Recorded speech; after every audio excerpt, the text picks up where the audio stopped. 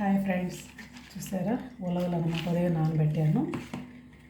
మినప్పప్పు, మెంతులు వేసాను. దీంట్లో పట్టు మినప్పప్పు వేసాను అనమాట. పచ్చిమిర్చి 2, ఆనియన్స్, అల్లం అనమాట. ఇవన్నీ మిక్సీలో గ్రైండ్ చేసుకోవాలి. ఇప్పుడు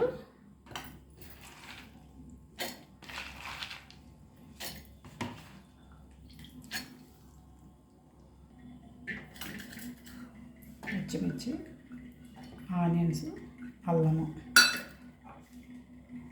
సాల్ట్, కొన్ని వాటర్. చూసారా మిక్సీ వేసుకున్నాను. ఇలా ఒక బౌల్లో వేసుకొని ఒక 1 అవర్ పక్కన పెట్టేసుకోవాలి. 1 అవర్ తర్వాత దోశ పోసుకోవాలన్నమాట. మూత పెట్టి పక్కన పెట్టేసుకోవాలి. ఇప్పుడు మనము ఆ ఉలవ దోశలోకి కారం ప్రిపేర్ చేసుకుందాము. 5 ఎండుమిర్చి తీసుకున్నాను, 2 ఆనియన్స్, ఒక 6-7 చిన్నులకాయ అన్నమాట. ఇలా మిక్సీ జార్ తీసుకొని ఎండుమిర్చి, ఆనియన్స్, చిన్నులకాయ, సాల్ట్, కొంచెం వేగించిన పల్లీలు వేసుకుందాము. మనకి ఘాటు లేకుండా ఉంటుంది అన్నమాట కారం.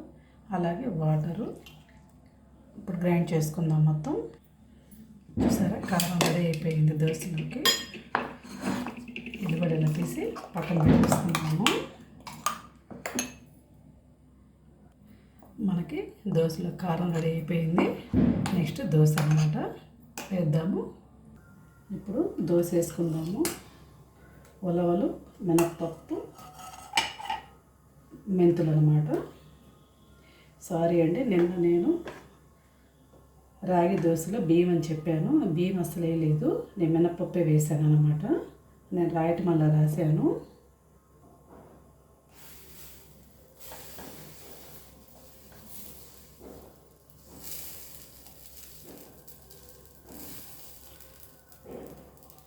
కొంచెం మందంగా ఉన్నా బాగుంటుందండి, టేస్టీగా. నేను ఆయిల్ ఏంటంటే కొబ్బరి నూనె వేస్తాను అన్నమాట. కోకోనట్ ఆయిల్ వాడుతున్నాను. వంటకు కూడా అదే వాడతాను అన్నమాట.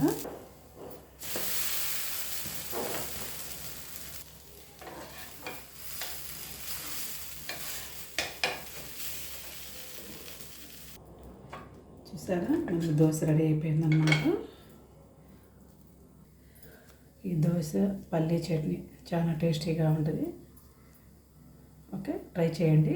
ఇదేంటంటే డైట్ ఫుడ్ అన్నమాట. ఇది ఎవరైనా నచ్చితే ట్రై చేయండి. Okay, bye.